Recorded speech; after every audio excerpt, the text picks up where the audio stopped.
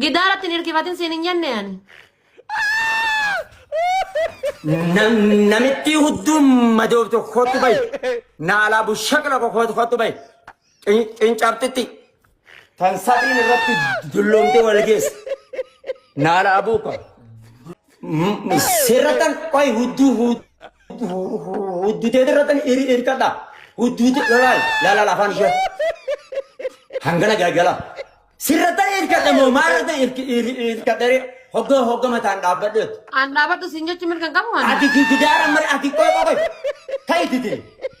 Wallahi yoo ati gidaara malee mataadhaan osoo wayiitti hin hirkanne naaf dhaabbatte nama kumaaf dhibba jaanarratti amma dhufee leenca sii darbaate hayi mataan dhaabbadhu na argisiisa. Osoo gidaaratti hin hirkanne. Bisha. Ati akkamitti gidaara. Maalirratti seensisee dhaabba hin beektu akkamittan sii dhaabbadha ture. Ati osuma deemtu adabbii keessa faanaa wasana namatti badeemte wasa. Adabbii keessa daangaa namatti dabalte. Hoggaan namni seeran sii bira tuqee daangaan namatti kutaa deemta. Haa mataa jala waan kaatiin naa hin jettee mataa jala waan kaannee deemeta mataan dhaabbatu. No, ana badamma jechuudha. Gidaaratti hin hirkatanii maal irratti Taate waan beekuun si jala cadhisaa barlee sharra baatu. gidaaratti maal hirkattaan siin jedhe ishee gidaaratti maal hirkattaan. Bisha. Adabbii keessa kanamatti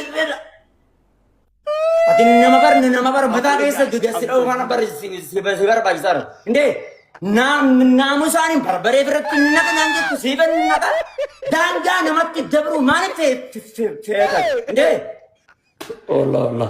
Rifeensa kan kee kana areedarraa qabdee haga rifeensa kan kee mataatitti mul'ichu gootee ofirraa haadha. Naala adii kafatu ba'e. Jijjaasiba. Taa'amu goona uuraa fi Gizee naqattu suuta naqadhu.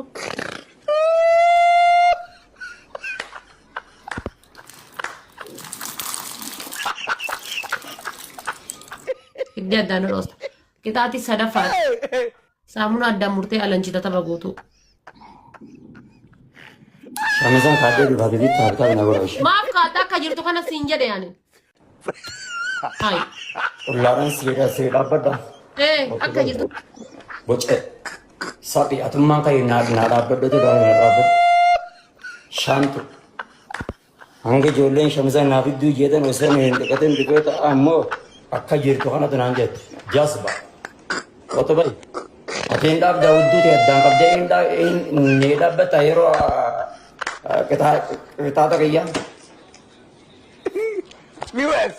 Isin kaatee jala agartee halkan daabboo hin argisiiftan buloo godha baasa kana qincaatti tan. Buloo godhi baasa.